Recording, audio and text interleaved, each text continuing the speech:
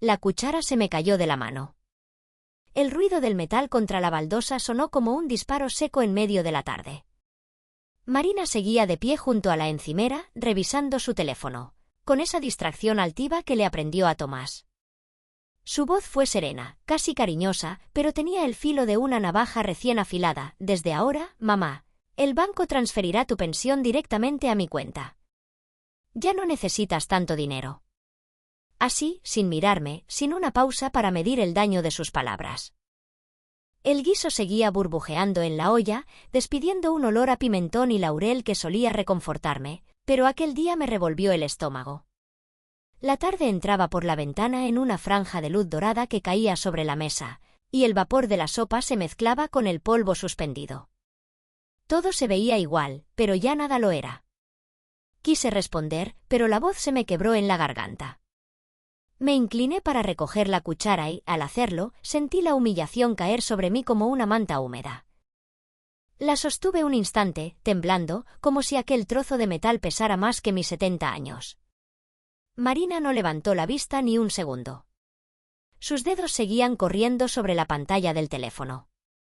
Era como si yo fuera un mueble más de la cocina, un ruido que se podía ignorar.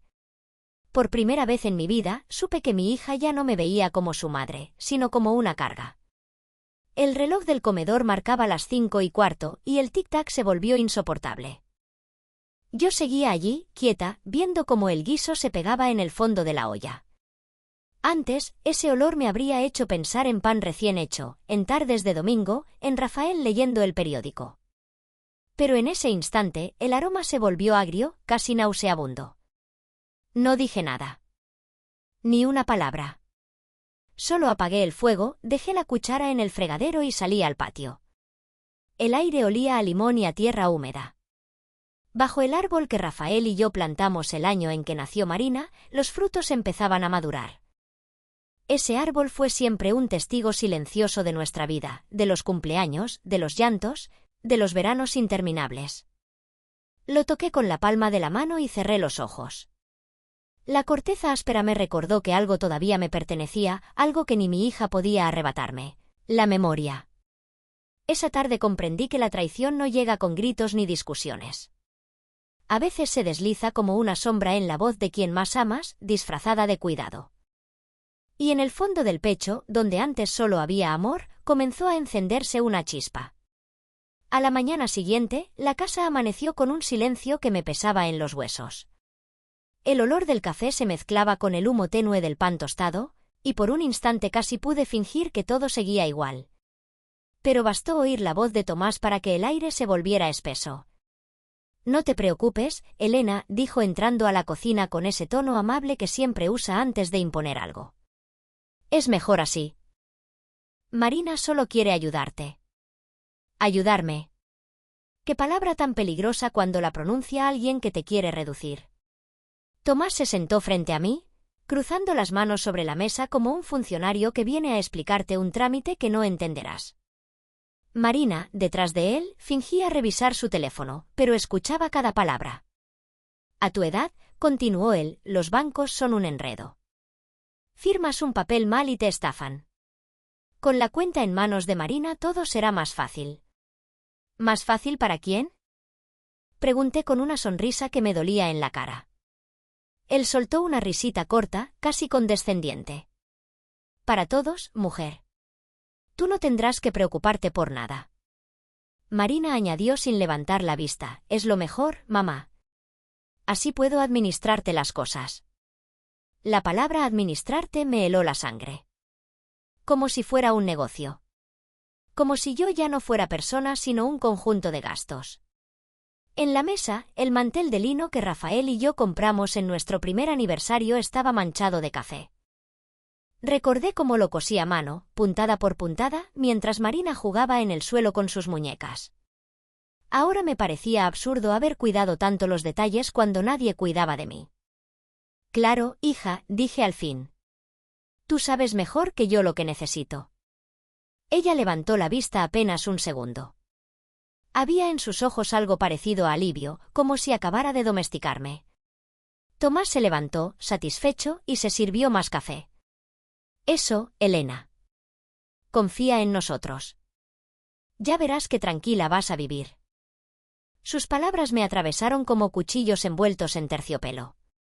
Después salieron los dos. El portazo resonó como un sello en un contrato invisible. Me quedé sola, mirando el vapor que salía de la taza. Afuera, el limonero brillaba bajo el sol de la mañana, lleno de vida, y por primera vez lo envidié. Los árboles no necesitan que nadie los administre.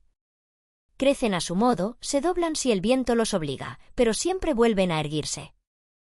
Lavé los platos con lentitud, escuchando el agua golpear la loza. Cada gota sonaba como una cuenta atrás. En la radio, una voz hablaba de política y promesas, pero no escuché. Mi mente estaba en otra parte. Esa ayuda que me ofrecían era el comienzo de algo mucho más oscuro. Lo sentí en la piel, como se siente el cambio del tiempo antes de la tormenta. Esa tarde, cuando fui a sacar dinero, el cajero me escupió un mensaje: operación no disponible. Marina había sido más rápida de lo que imaginé. Volví caminando despacio por el camino de tierra que lleva a casa. El aire olía a hinojo y a pan recién horneado del horno del vecino. Todo en el pueblo seguía igual, los niños jugando, los perros durmiendo al sol. Solo yo parecía caminar dentro de un sueño donde nada tenía color. Cuando llegué, Tomás estaba en el porche con un periódico. ¿Fuiste al banco?, preguntó sin apartar la vista de las noticias. Sí, respondí. ¿Todo bien? Perfecto, mentí. Él asintió, satisfecho, sin notar el temblor en mis manos. Esa noche apenas cené. El estofado que preparé se enfrió sobre la mesa mientras Marina reía con Tomás frente al televisor. Me limité a observarlos. Ella apoyaba la cabeza en su hombro con una confianza que me dolió. No porque fuera su esposo, sino porque esa era la misma manera en que, de niña, se recostaba en mí buscando refugio. Antes de acostarme, pasé por la cocina. El reloj marcaba las 11. Todo estaba en silencio salvo el zumbido del refrigerador. Me quedé mirándolo largo rato, como si esperara que me devolviera mi reflejo. Pero solo vi una mujer vieja, encorvada, invisible. Y, sin embargo, algo pequeño empezó a moverse dentro de mí. No era rabia todavía, ni tristeza. Era una chispa leve, apenas una idea que no sabía su forma, pero ya ardía. La humillación no me había destruido, solo me había despertado. Esa noche no pude dormir. La casa estaba en calma, pero era una calma falsa, como la que precede a los temblores. Desde mi habitación escuchaba el murmullo del televisor en el salón, las risas de Marina, el crujido del sofá cada vez que Tomás se movía. Cada sonido era una aguja que me recordaba que ya no tenía lugar allí, en la casa que Rafael y yo levantamos con años de trabajo y sueños remendados. Me incorporé despacio, encendí la lámpara y abrí el cajón de la mesita. Allí, entre papeles amarillentos y rosarios rotos, guardaba la llave del desván. Subí las escaleras con una lentitud casi ritual. Cada peldaño crujía como si la casa se quejara. Al abrir la puerta, el aire del desván me golpeó con su olor a madera vieja y ropa guardada. Hacía años que no entraba allí. Las cajas apiladas eran como tumbas de mi pasado. Busqué una en particular, la más antigua, la que Rafael había marcado con tinta azul, recuerdos de familia. Al abrirla, un olor a naftalina y papel envejecido me envolvió. Dentro había cartas, fotografías descoloridas, una moneda de plata que mi padre me dio antes de morir y un frasco pequeño, de vidrio grueso, con un líquido transparente. Era lejía concentrada. La usaba cuando limpiaba la escuela, en los años en que trabajaba como maestra y las aulas olían a tiza y esfuerzo. Lo había guardado por costumbre, por manía quizás, como si conservarlo fuera una manera de recordar que todavía sabía cuidar.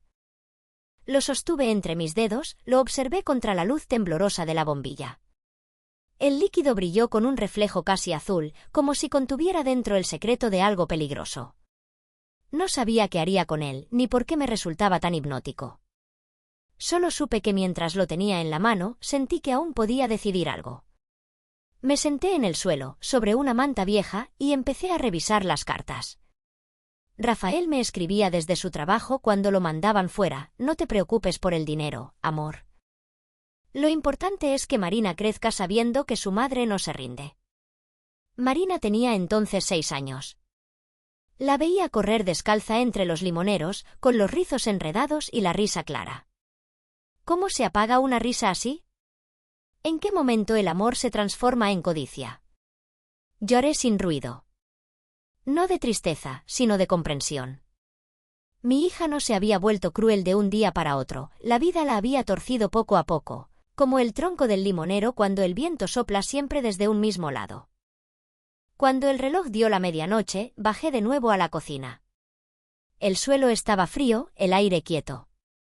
Abrí la nevera y me quedé mirando su interior iluminado, los frascos alineados, los restos de la cena, una bandeja con un pastel a medio terminar. Todo parecía inocente. Pero en mi mente algo empezó a tomar forma. El frasco de lejía, el horno apagado, los documentos que a veces veía sobre la mesa del comedor cuando Marina y Tomás hablaban en voz baja. Había algo ahí, una conexión invisible que aún no entendía del todo, pero que me llamaba. Guardé el frasco en el cajón de los manteles y apagué la luz. Esa noche no soñé. Solo sentí, en el silencio más absoluto, que el miedo que me había acompañado durante meses empezaba a ceder su lugar a otra cosa. No era venganza todavía. Era claridad. La certeza de que algo iba a cambiar. Cuando amaneció, el cielo tenía el color de las cáscaras de limón después de la lluvia. Me preparé un café y lo bebí junto a la ventana. El vapor empañaba el vidrio y sobre el cristal dibujé con el dedo una palabra que no decía desde hacía años: libertad. No sabía cómo, pero intuía que esa noche marcaría el inicio de todo. La tarde cayó pesada, como si el aire mismo presintiera lo que estaba por venir. Marina pasó el día fuera, haciendo trámites, y Tomás regresó con el rostro cansado, aunque en su mirada había algo satisfecho, como de quien siente que todo le pertenece. Mientras cenábamos, hablaban de bancos, de papeles, de formalidades que yo debía firmar. Yo sonreía, asentía, fingía torpeza. Claro, hija, tú sabes de eso mejor que yo.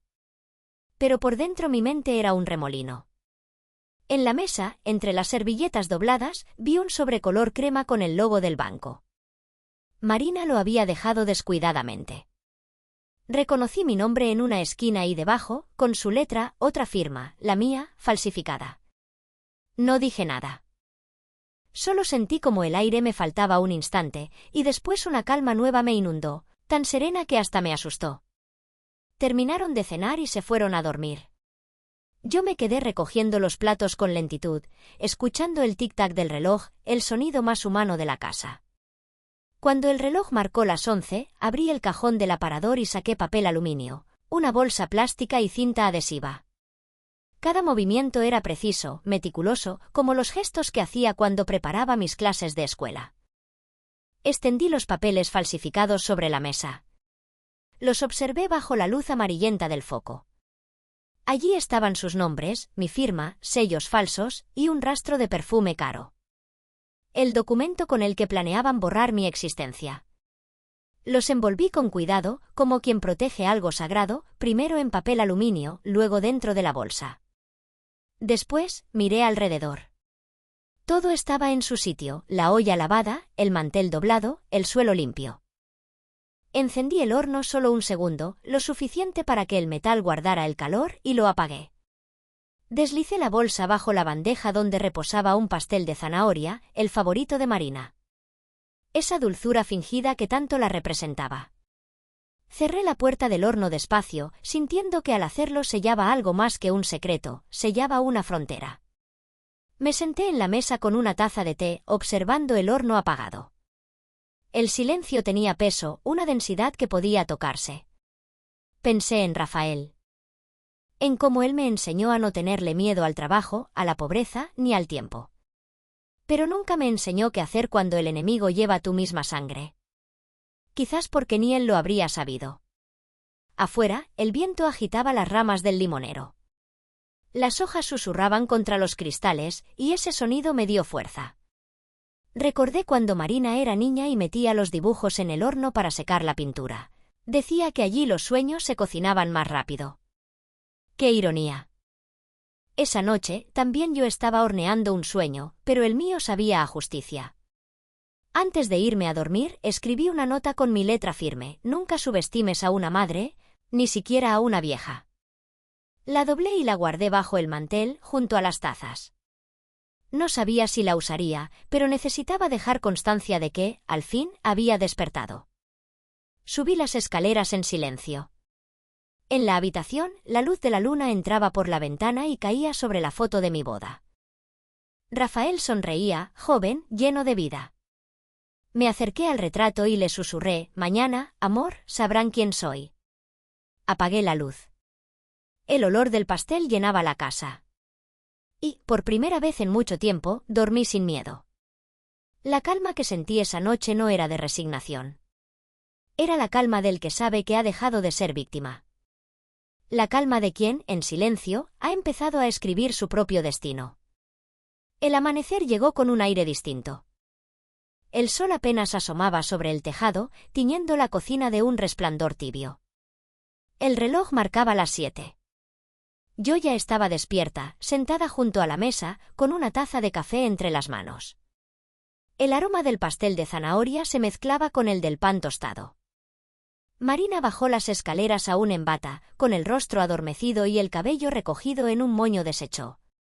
¿No dormiste, mamá?, preguntó sin mirarme. Dormí lo suficiente, respondí con calma. Se acercó al horno, como hacía cada mañana, para calentar el pastel antes del desayuno. Yo observé cómo se agachaba, cómo abría la puerta de hierro sin sospechar nada. 1 segundo. 2. El silencio se tensó, casi podía oír su respiración. Y entonces sucedió. ¿Qué es esto? Su voz se quebró en un hilo. ¿Qué demonios es esto? El sonido fue breve, pero contundente, el papel chamuscado rozando el metal, el plástico endurecido pegado a la bandeja y su respiración agitada. Se quedó quieta, mirando los documentos ennegrecidos, envueltos en aluminio, aún húmedos por el calor del horno. Entre ellos, la nota que había dejado brillaba bajo la luz de la mañana. Nunca subestimes a una madre, ni siquiera a una vieja. El grito que lanzó después fue tan fuerte que hizo vibrar los cristales. Tomás. Tomás, ven rápido. Yo no me moví. Solo di un sorbo a mi café, observando cómo el vapor ascendía lento. Tomás entró corriendo, aún abrochándose la camisa. ¿Qué pasa, Marina? Mira esto. Mira lo que hizo. Él se inclinó, vio los papeles, los restos de las firmas falsificadas, la nota. Su rostro cambió de color. ¿Qué es esto, Elena?, preguntó, girándose hacia mí con los ojos abiertos como platos. Papeles viejos, dije con serenidad. No sé por qué estaban ahí. Tal vez el horno decidió cocinar algo distinto hoy. Marina me miró con una mezcla de pánico y furia. ¿Nos estás vigilando, mamá? ¿Qué significa esta nota? Me levanté despacio, apoyando las manos en la mesa. Significa que una madre siempre sabe más de lo que parece, respondí. Ella temblaba, apretando los papeles carbonizados entre los dedos. Tomás intentó calmarla. No grites, Marina. No delante de ella. Pero ya era tarde. El daño estaba hecho. El miedo, ese que durante meses me había paralizado, ahora cambiaba de bando. Marina tiró los papeles sobre la mesa, respirando agitadamente. Estás enferma, dijo. Necesitas ayuda. Quizás, contesté con suavidad. Pero no tanta como ustedes. Me di la vuelta y caminé hacia la ventana. El sol ya bañaba el patio y el limonero brillaba con sus frutos amarillos. Por primera vez en mucho tiempo, me sentí viva. A mis espaldas, Tomás murmuraba cosas en voz baja, recogiendo los restos de los documentos. Marina se tapó la cara, sollozando, y yo pensé que, por fin, ellos sabían lo que era perder el control. Me serví más café. El vapor dibujaba formas sobre la superficie, y entre ellas creí ver el rostro de Rafael sonriendo. ¿Quieres café, hija?, pregunté con una calma que los descolocó.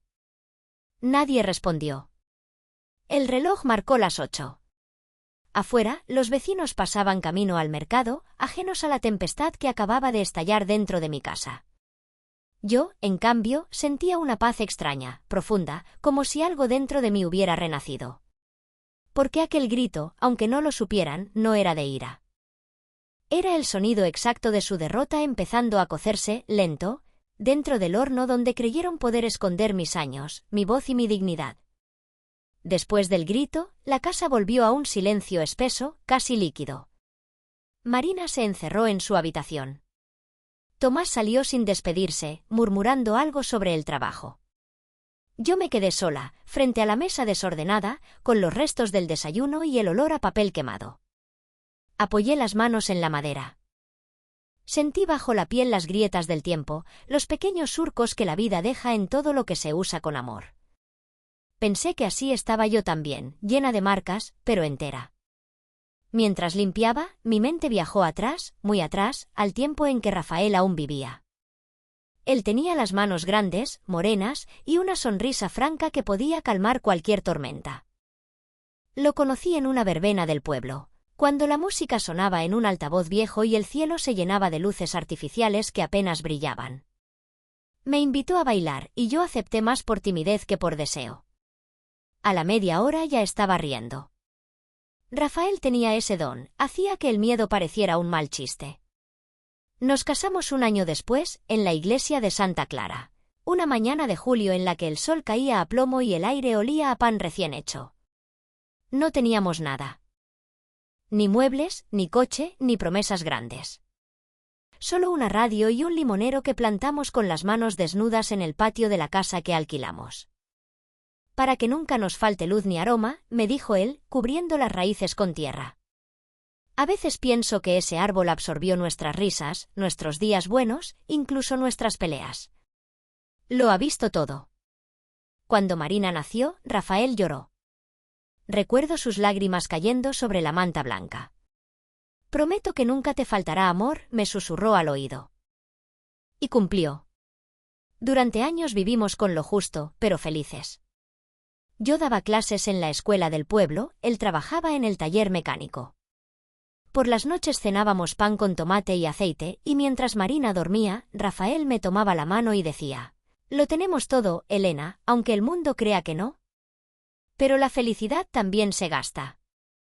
A veces poco a poco, otras de golpe». Rafael murió un invierno, cuando Marina tenía 15 años. Un accidente tonto, una herramienta mal colocada, una caída, un golpe seco. Aún recuerdo el sonido del teléfono aquella noche, la voz del capataz tartamudeando, la sensación de vacío que me dejó sin aire. Desde entonces todo cambió. Me levantaba temprano, preparaba el desayuno, acompañaba a Marina al instituto. Fingía entereza, pero dentro de mí se había abierto un hueco tan grande que ni el tiempo lograba llenarlo. Trabajé como una bestia. Daba clases, cosía para las vecinas, cuidaba niños por las tardes. Marina creció viendo ese sacrificio, y por eso siempre creí que algún día lo agradecería. Cuando cumplió 18, le compré su primer vestido nuevo, con los ahorros de meses. «Eres lo mejor que me ha pasado», le dije mientras se lo probaba. Ella me abrazó fuerte, y en ese momento creí que todo valía la pena. Pero los años la fueron endureciendo. Quiso marcharse a la ciudad, estudiar contabilidad, dejar el pueblo atrás. Yo la animé, aunque sabía que en el fondo eso significaba perderla. Conoció a Tomás en la universidad. La primera vez que lo trajo a casa, supe que algo en él no encajaba con nuestra vida. Su sonrisa era amable, sí, pero detrás había una sombra, una ambición que no se molestaba en ocultar. Rafael, si hubiera estado vivo, lo habría visto de inmediato. Cuando se casaron, volví a sentirme sola. En la boda, Marina no quiso que la acompañara al altar. «No hace falta, mamá», me dijo, «es una costumbre antigua». Lo entendí, o eso quise creer. Pero dentro de mí, algo se quebró. Después vino la distancia, las llamadas cada vez más cortas, los silencios. Hasta que un día regresó, diciendo que era mejor vivir conmigo un tiempo para que no estuviera sola. Y al principio creí que era amor. Pero el amor no suena a portazos ni se disfraza de control. El sonido del reloj me trajo de vuelta al presente. El café se había enfriado y el sol entraba por la ventana, bañando de oro las cáscaras de limón en el plato. Me acerqué al árbol y toqué una de sus ramas. Tenía cicatrices de viejas podas, pero seguía dando fruto. Como yo. A veces las heridas no matan, solo te enseñan a resistir. Esa mañana me prometí algo: si la vida me había quitado tanto, lo poco que quedaba sería mío y de nadie más. Ni de Marina, ni de Tomás, ni de su codicia. Y así, en medio del aroma de los limones, empecé a preparar mi siguiente movimiento. Pasaron unos días desde el escándalo del horno. La casa parecía respirar con miedo. Marina hablaba en susurros, Tomás evitaba mirarme a los ojos, y yo caminaba despacio por los pasillos, fingiendo fragilidad. El ambiente se había llenado de una cortesía venenosa. Marina me ofrecía té por las tardes, Tomás me abría la puerta del jardín para que tomes el sol. Pero detrás de cada gesto amable había una vigilancia constante. Era como vivir bajo una lupa. Una noche escuché sus voces en el comedor. «No podemos dejarla sola», decía Marina. «Podría hacernos daño». «¿Daño?», rió Tomás. «Si apenas puede subir las escaleras». «No me subestimes», respondió ella con un tono que me sorprendió. Entonces comprendí que el miedo que yo sembré aquella mañana había echado raíces. Al día siguiente, cuando fui a buscar las llaves de la casa, ya no estaban. Pregunté con naturalidad, aunque sabía la respuesta. «Las guardé, mamá», dijo Marina. «Últimamente olvidas cerrar. No quiero accidentes». «Accidentes». Así llamaban ahora a mi libertad.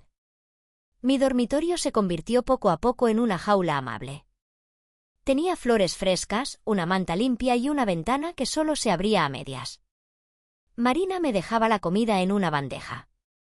«Come, mamá, y no te preocupes de nada», repetía como un mantra. Yo asentía, sonriente, mientras por dentro la rabia crecía con la precisión de una semilla. Una tarde escuché golpes suaves en la reja del jardín. Me asomé con cautela. Era Rosa, mi vecina, la enfermera jubilada que vivía al final del camino.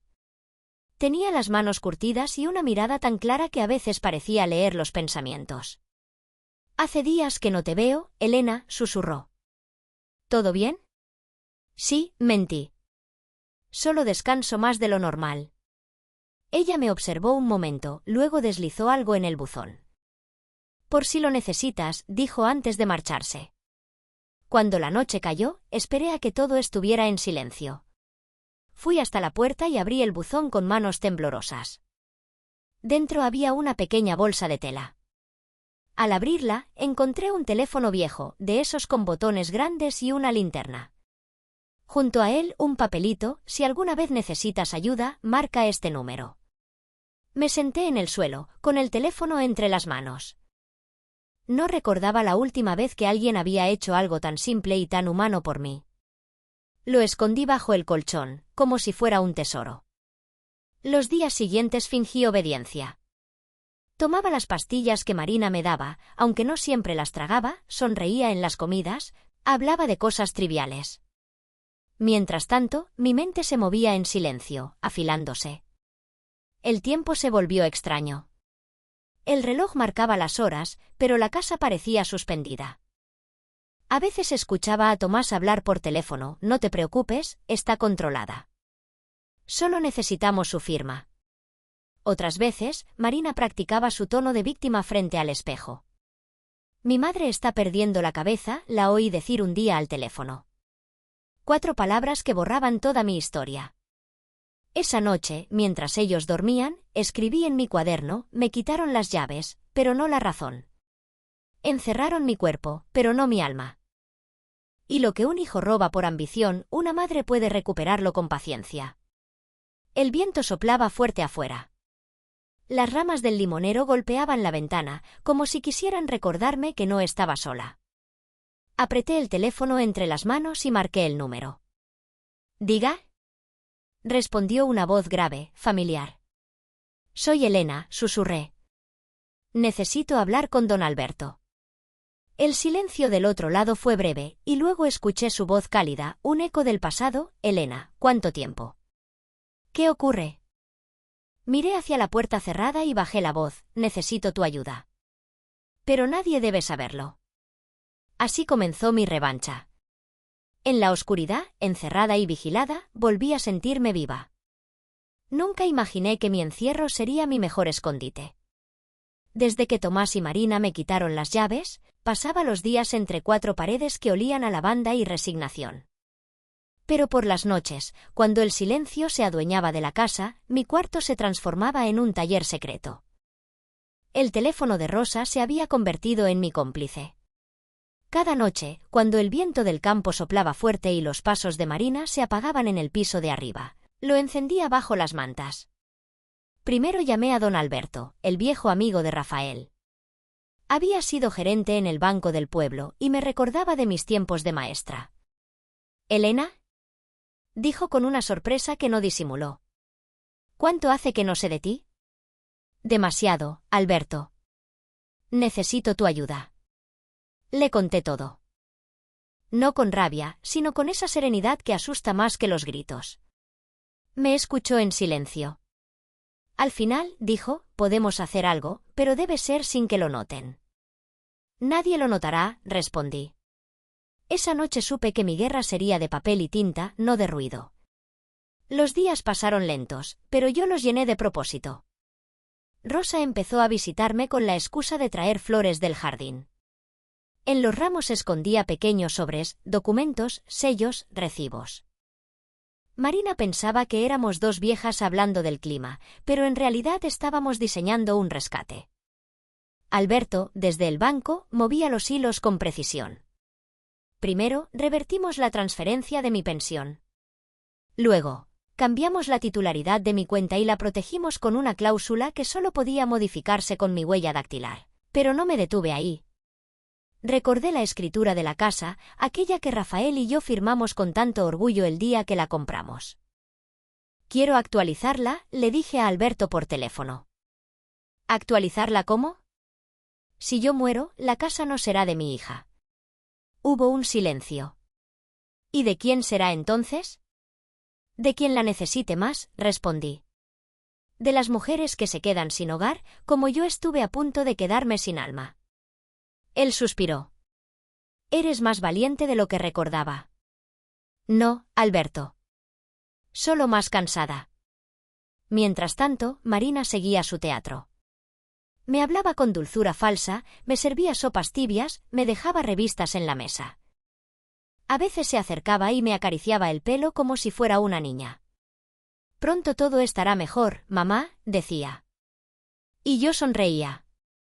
Porque no se imaginaba que el pronto no era el suyo, sino el mío. Por las noches escribía en mi cuaderno, como quien reza, la paciencia es un horno encendido. El tiempo, su calor. Y el silencio, el aroma que anuncia la justicia. Un día, Rosa me trajo un sobre distinto, más grueso, con sellos azules. «Aquí está», dijo con los ojos húmedos. Alberto lo dejó listo. «¿Todo firmado?», pregunté. «Sí, y registrado. Nadie puede tocarlo sin ti». Apreté el sobre contra el pecho. Por dentro temblaba, pero no de miedo. Era la sensación de quien ve la salida al final del pasillo. El resto del día actué con naturalidad. Marina me pidió que le firmara unos papeles del banco, fingí dificultad para entenderlos, los giré, los miré al revés, hasta que perdió la paciencia. «No importa, mamá, lo haremos otro día». «Claro, hija», respondí. «Otro día». Esa noche, antes de apagar la luz, miré el reflejo del limonero en la ventana. Las ramas se movían como si me saludaran. Pensé en Rafael, en su fe tranquila, en cómo él siempre decía que el amor y la justicia no necesitan gritar para hacerse oír. Y entonces lo supe, mi venganza no sería un estallido, sino un amanecer. El aire del mediodía traía olor a pan tostado y a mentira. Marina entró en mi habitación con una sonrisa que no le llegaba a los ojos. Llevaba una carpeta bajo el brazo y su perfume, ese aroma dulce que siempre me dio náusea, llenó el cuarto. «Mamá, ¿tienes un momento?», Preguntó con voz dulce. Claro, hija, respondí, acomodándome la manta sobre las piernas. Tomás la seguía unos pasos atrás, más serio de lo habitual. Cerró la puerta con cuidado, como quien prepara un ritual. Solo necesitamos que firmes unos papeles, dijo. Es para actualizar los datos del banco. Nada importante. Nada importante. Las mismas palabras que preceden a las traiciones. Marina abrió la carpeta sobre la mesa. Los documentos estaban perfectamente ordenados, con mi nombre impreso en letras grandes. Había sellos, números de cuenta, copias de mi firma. El engaño tenía la apariencia de la formalidad. Solo aquí, mamá, dijo, señalando con el bolígrafo. La miré a los ojos. Durante un instante, creí ver en ellos un rastro de duda, una chispa de la niña que me pedía abrazos cuando tenía miedo. Pero se apagó enseguida. Tomé el bolígrafo. Mis manos temblaban, pero no de inseguridad, temblaban por contener la risa. ¿Aquí dices? Pregunté, fingiendo torpeza. Sí, justo ahí. Firmé una vez. Luego otra. Y otra más. Listo, dije, devolviendo el bolígrafo. Marina sonrió, aliviada, como quien acaba de cerrar un trato ventajoso. Gracias, mamá. Te prometo que es lo mejor. Lo sé, hija. Siempre haces lo mejor, dije con voz suave. Tomás tomó los papeles, los guardó en la carpeta y se giró hacia ella. Te lo dije, todo bajo control. Y salieron. Los oí reír mientras bajaban las escaleras, y ese sonido, que antes me habría destrozado, ahora me pareció música. Esperé a que el silencio llenara la casa. Entonces abrí el cajón de la cómoda y saqué un sobre idéntico al suyo. Dentro estaban los documentos verdaderos, los que Alberto había registrado el día anterior, los que devolvían mi cuenta, mi casa y mi nombre a donde pertenecían. Cada sello era una victoria, cada firma un golpe invisible. Me senté frente al espejo y me observé. La mujer que me miraba ya no era la madre asustada de semanas atrás. Era otra. Tenía la calma de quien ha hecho lo necesario. Desde la ventana veía el limonero inclinarse con el viento. Sus hojas parecían aplaudir. Por la tarde, Marina y Tomás salieron a celebrar. Los oí brindar, reír, prometerse viajes, hablar de vender la casa antes de fin de mes. Y mientras ellos brindaban por su victoria, yo guardaba los documentos en una caja metálica junto a las fotos de Rafael y el anillo de bodas. Cuando la luna se alzó, la casa quedó en penumbra. Encendí una vela sobre la mesa y escribí en mi cuaderno. Ellos creen que ganaron. Pero la verdadera victoria no hace ruido. Solo espera el momento preciso para ser revelada. Apagué la vela, dejé que el humo formara espirales en el aire y susurré al retrato de Rafael, ya casi, amor. Falta poco. Esa noche dormí profundamente, sin sueños, sin culpas. Solo con la certeza luminosa de que, por fin, el horno estaba encendido y el pastel de la justicia empezaba a dorarse. Amaneció con un cielo blanco, casi sin color. El canto de los gorriones entraba por la ventana y el olor del café recién hecho llenaba la cocina. Yo estaba allí, como cada mañana, con mi taza entre las manos, mirando cómo el vapor ascendía. Marina bajó las escaleras apurada, con el teléfono pegado al oído. Su voz sonaba aguda, desesperada. No puede ser, decía. Tiene que haber un error. Tomás la seguía, abrochándose la camisa con torpeza. ¿Qué ocurre? Pregunté con mi tono más tranquilo. Marina me ignoró. Colgó el teléfono y se quedó mirando el suelo, pálida como la harina. ¿Qué pasa, hija? Insistí. El banco, balbuceó. El banco dice que las escrituras y las cuentas están a tu nombre. Que tienen sellos nuevos. Tomás la interrumpió, furioso, y que hay una cláusula de protección legal. Nadie puede mover un centavo sin tu autorización. Di un sorbo a mi café. Vaya sorpresa, dije. Qué eficaces son a veces los bancos. Marina me miró con los ojos vidriosos, como si buscara una explicación que no doliera. ¿Qué hiciste, mamá? Lo planeé, respondí, dejando la taza sobre la mesa. Desde el día en que me encerraron. El silencio fue tan espeso que hasta el reloj pareció detenerse. Tomás se acercó un paso. ¿Planeaste esto? Cada detalle. Marina negó con la cabeza, temblando. No puede ser. No podrías hacerlo sola. Una mujer que crió a una hija y enterró a un marido puede hacer cualquier cosa, dije sin alzar la voz. No necesitaba gritar. Las palabras caían con el peso justo. Tomás comenzó a caminar de un lado a otro. Esto es un robo. Un fraude. ¿Fraude? Reí con suavidad. Tal vez el tuyo, Tomás. El mío se llama defensa.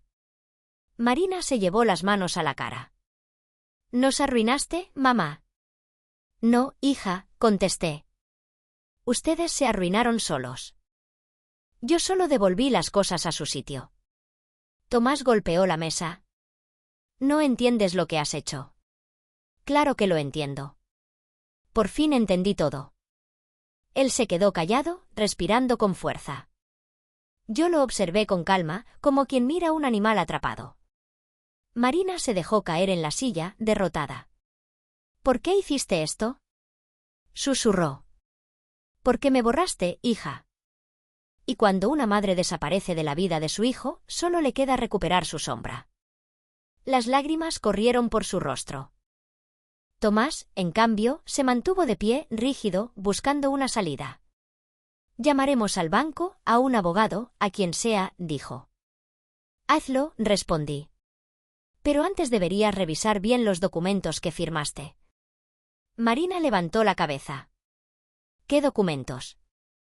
Los que me diste ayer. Los falsos. Tomás la miró, desconcertado. ¿Falsos? ¿Qué dice? Que me diste papeles adulterados, dije, pero que ya no sirven de nada. El banco los conoce y los tuyos están bajo investigación. El color desapareció del rostro de ambos. No puede ser, susurró Marina. Oh, sí. ¿Puede ser? Me levanté despacio. El suelo crujió bajo mis pies y en ese sonido sentí el eco de toda mi vida. Los pasos de Rafael al volver del trabajo, los de Marina corriendo de niña, los míos barriendo la casa una y otra vez para mantenerla digna. Ahora, cada paso era libertad. Yo confiaba en ustedes, continué. Pero ustedes confundieron confianza con debilidad. Y eso, hijos míos, siempre se paga caro. Tomás abrió la boca para responder, pero Marina lo detuvo con un gesto. Basta, Tomás. Ya está hecho. Ella me miró con una mezcla de miedo y admiración. Eres más fuerte de lo que pensé. No, hija. Solo soy una madre que aprendió a no callar. El teléfono sonó de nuevo. Marina lo contestó con manos temblorosas. Sí, soy yo, su rostro se desfiguró. ¿Qué? ¿Una denuncia? ¿Por falsificación? No, eso no. Colgó y se derrumbó en la silla. Tomás me miró con rabia impotente. ¿Estás feliz ahora? Gritó. No, respondí. Estoy en paz. Salí de la cocina y subí las escaleras con paso lento. Detrás de mí, los gritos empezaban a llenarlo todo, discusiones, reproches, culpas cruzadas. Yo los dejé allí, envueltos en su propia trampa. En mi habitación, abrí la ventana. El aire fresco del campo entró con olor a limón y tierra mojada. El árbol estaba en flor. Y yo, al mirarlo, supe que mi justicia ya había florecido también. Los gritos bajaron hasta el alma de la casa. Desde el piso de arriba podía escuchar cómo se lanzaban acusaciones uno al otro, cómo los platos chocaban contra la encimera, cómo el aire se llenaba de palabras que ya no tenían vuelta atrás. Fue idea tuya, Marina. Rugía Tomás. Tú falsificaste las firmas. Mentira. Respondía ella entre sollozos. Tú me obligaste. Tú dijiste que sería fácil. El sonido de su ruina era casi dulce, una sinfonía triste, pero necesaria. Yo permanecí sentada junto a la ventana, observando cómo el viento agitaba las ramas del limonero. Cada hoja parecía aplaudir un final largamente esperado. De pronto, un golpe en la puerta me hizo volver la cabeza. Tomás apareció en el umbral, con la cara desencajada. «¿Qué hiciste, vieja?» «Nos destruiste». No respondí. Él avanzó un paso, los puños apretados. «Nos quitaste todo». «No les quité nada que no hubieran querido robar primero», dije con calma. «Era por tu bien», insistió Marina desde el pasillo, la voz rota. «No queríamos que te faltara nada». «Lo sé», respondí. «Pero olvidasteis que hay cosas que no se compran con dinero. El respeto, por ejemplo». Tomás golpeó la pared con el puño. «Nos van a investigar. Nos pueden meter presos». «Entonces quizás la justicia aún exista», dije. Él me miró como si no reconociera a la mujer frente a él. Durante un segundo pensé que iba a abofetearme, pero algo en mi mirada lo detuvo.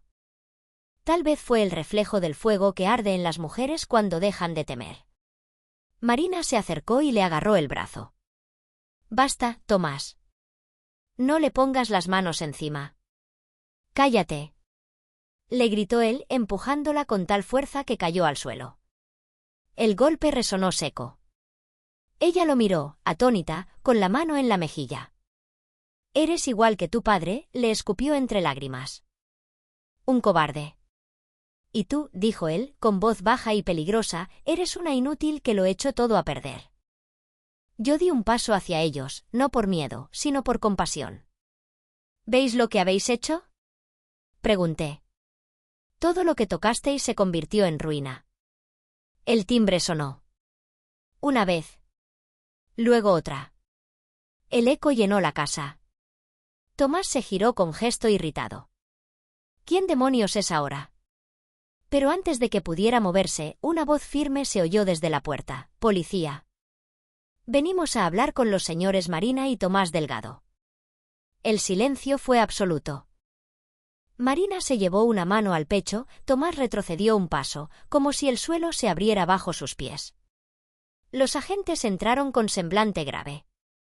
«Tenemos una denuncia por falsificación de documentos, transferencias ilegales y coacción a una persona mayor», dijo uno de ellos.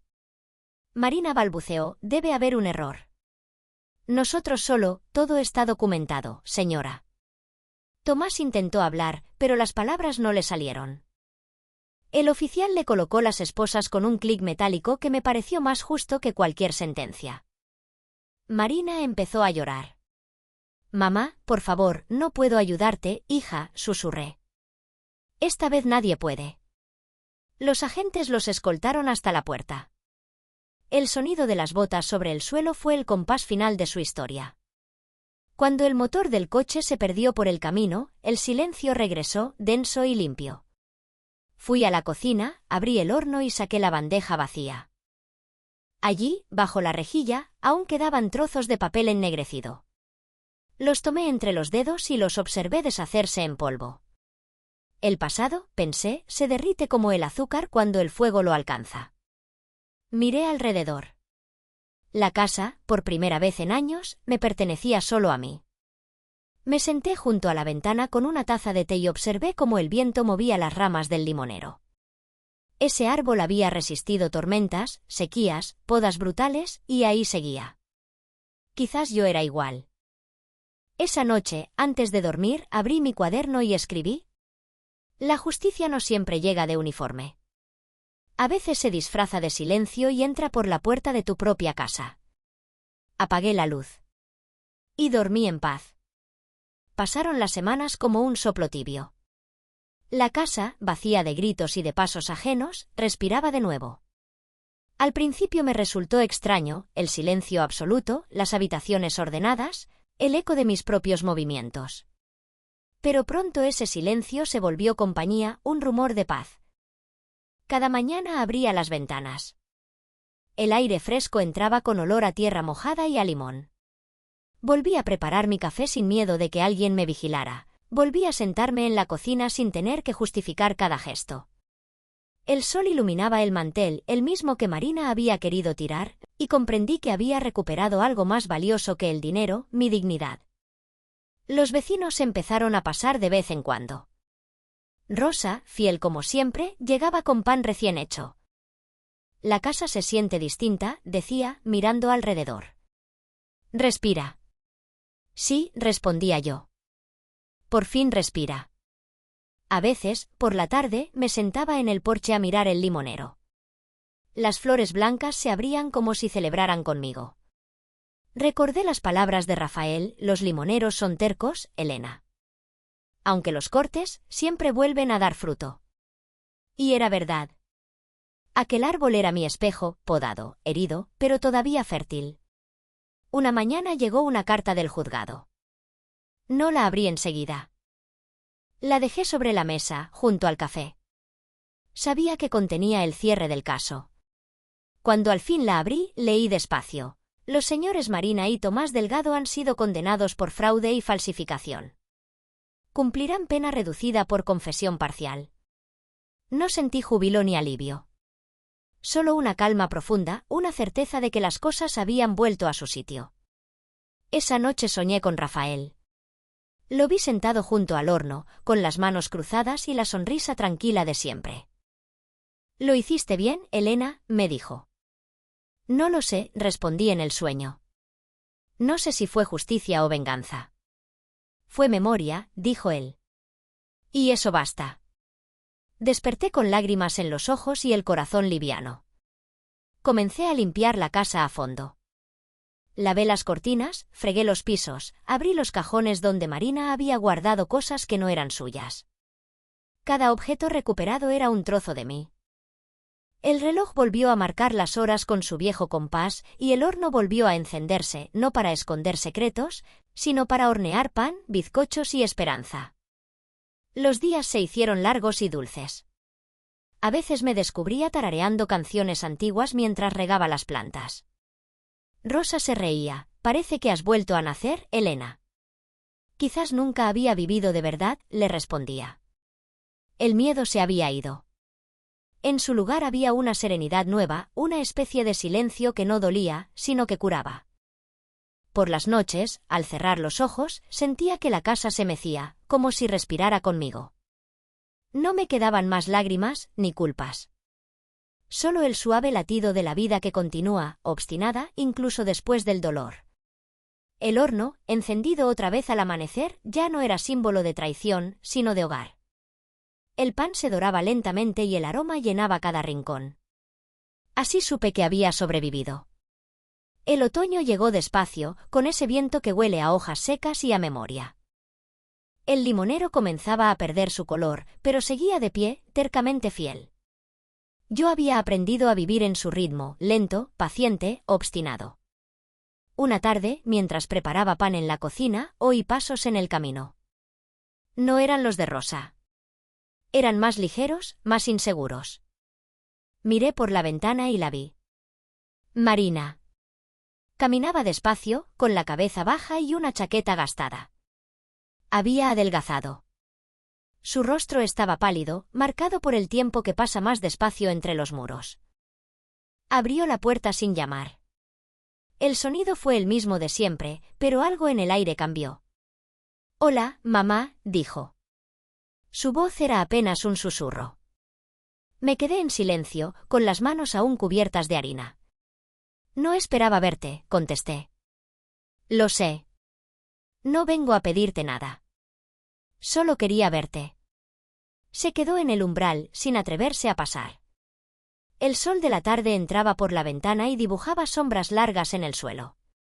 «¿Quieres sentarte?», pregunté, señalando la mesa. «Gracias». Se sentó frente a mí, los ojos fijos en el mantel. Durante un rato no hablamos. Solo se oía el reloj, fiel a su tic-tac, como si marcara los segundos de una conversación que nadie se atrevía a empezar. «He cambiado, mamá», dijo al fin. Allí dentro, aprendí a pensar.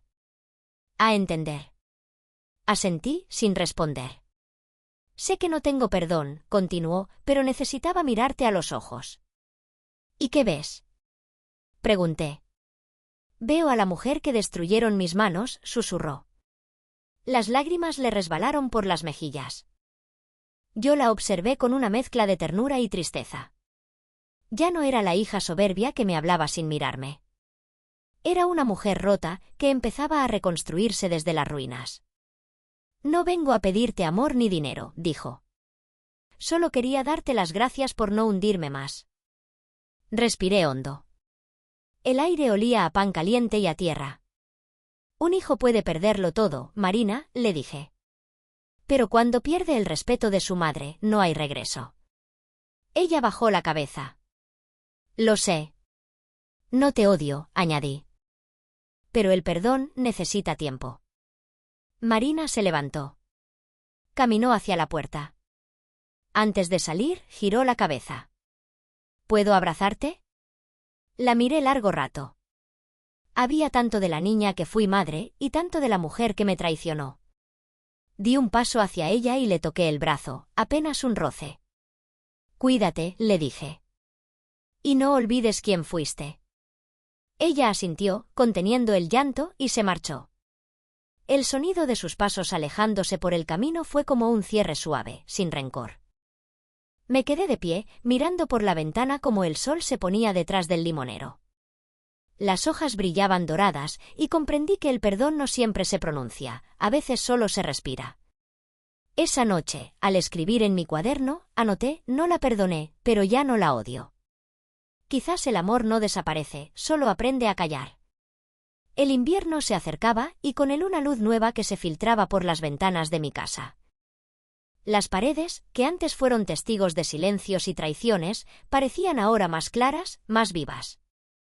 Quizás porque por fin había vuelto a escucharse dentro una voz humana que no temía hablar. Todo comenzó con Rosa.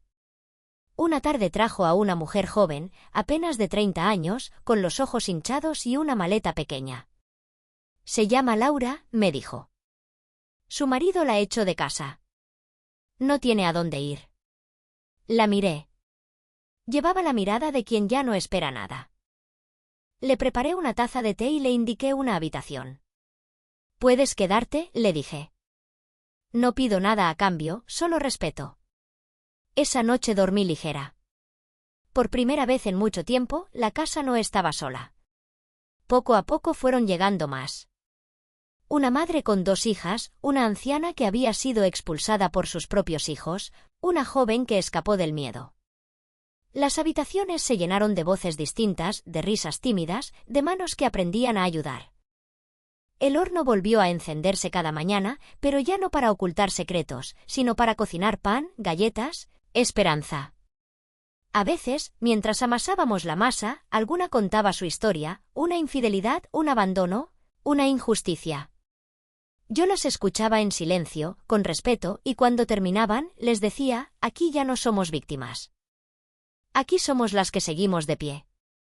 Rosa lo dijo un día entre risas, tu casa se ha convertido en un refugio. No, respondí. En una memoria compartida. Pronto, los vecinos comenzaron a llamarla la Casa de las Valientes. No sé quién inventó el nombre, pero me gustó. En el portón colgamos un pequeño cartel hecho por las manos de Laura, bienvenidas a la casa donde nadie manda, pero todas escuchan. Un periodista local vino a hacer un reportaje. Traía una libreta, una sonrisa amable y demasiadas preguntas. ¿Fue una historia de venganza, señora Elena?, me preguntó mientras tomaba notas. Lo pensé un momento. El horno estaba encendido y el olor a pan llenaba el aire. Miré el fuego y respondí, no fue venganza. Fue memoria. Una madre no necesita gritar para recuperar su voz. Él asintió, pero en sus ojos supe que no comprendía del todo. No importaba. La comprensión no siempre es necesaria, basta con que el mensaje sobreviva. Al caer la tarde, las mujeres del refugio encendieron las luces y colgaron guirnaldas de papel. Era nuestra manera de celebrar el fin del año. Yo las observaba moverse por la cocina, riendo, cantando, hablando de futuro. Cada gesto suyo era una victoria pequeña pero luminosa. Rosa se me acercó con una copa de vino. A ti, Elena, dijo, por devolverle sentido a esta casa. No a mí, contesté. A todas nosotras. Brindamos. El vino tenía sabor a limones maduros, dulces y ásperos, como la vida misma. Esa noche, mientras todas dormían, salí al patio. El aire era frío, pero limpio. El limonero seguía allí, firme, lleno de flores blancas. Lo toqué con la palma de la mano y sentí su savia, su fuerza. Comprendí que lo que empezó como un acto de defensa se había convertido en algo más grande, una forma de amor. El amor que rescata, que sostiene, que enseña a resistir. Y por primera vez desde la muerte de Rafael, sentí que no estaba sola. La noche cae temprano en invierno. El cielo se tiñe de violeta, y las luces del pueblo se encienden una a una, como luciérnagas cansadas. En mi cocina, el horno arde suavemente. Su calor se extiende por la casa, envolviendo las paredes, las voces, los recuerdos. Hoy cumplo 72 años. Las mujeres del refugio me han preparado una cena. Laura horneó un pastel de limón, mi favorito, y las más jóvenes decoraron la mesa con ramas del jardín. El olor del pan y del azúcar quemado se mezcla con el de la leña que arde en la chimenea. Me siento frente al fuego, con mi cuaderno en las rodillas. Es el mismo donde escribí mis miedos, mis planes, mi renacimiento. Ahora lo lleno con palabras tranquilas, sin rencor. No nací para ser mártir, escribo, sino para recordar que la vida no se detiene con el dolor. Se reinventa. Levanto la vista. En la mesa, las mujeres ríen. Rosa corta el pan, Laura sirve el vino, una niña pequeña, hija de una de las acogidas, corretea alrededor del horno con un delantal demasiado grande. Su risa se mezcla con el crepitar del fuego, y por un instante todo el pasado se borra. Cierro los ojos. Veo a Rafael, joven, con las manos llenas de tierra, plantando el limonero en el patio. Veo a Marina, niña, con las mejillas manchadas de harina, riendo junto al horno. El tiempo se pliega sobre sí mismo y me abraza. Ya no duele recordar. El perdón, aunque nunca se pronuncie, llega silencioso, como la primera brisa del amanecer. Afuera, el limonero brilla bajo la luna. Sus ramas cargadas de fruto parecen saludarme, como si dijeran, mira, Elena, la vida sigue floreciendo. Las mujeres me llaman desde la mesa. Ven, Elena, apaga las velas. Me levanto despacio, con el corazón liviano. Soplo las llamas, y la casa estalla en aplausos y risas. El eco se mezcla con el ruido suave del horno, que sigue encendido, fiel, cálido, testigo de todo lo vivido. Mientras el fuego arde, pienso en lo lejos que he llegado desde aquella tarde en que una cuchara cayó al suelo y mi mundo se quebró. Aquel sonido fue el comienzo del fin. Este, en cambio, es el sonido del principio. Porque el fuego que antes escondió la traición, ahora alumbra la esperanza. Y mientras cierro mi cuaderno, dejo escrita una última línea. El sonido del horno encendiéndose por la mañana es, al fin, el sonido del hogar.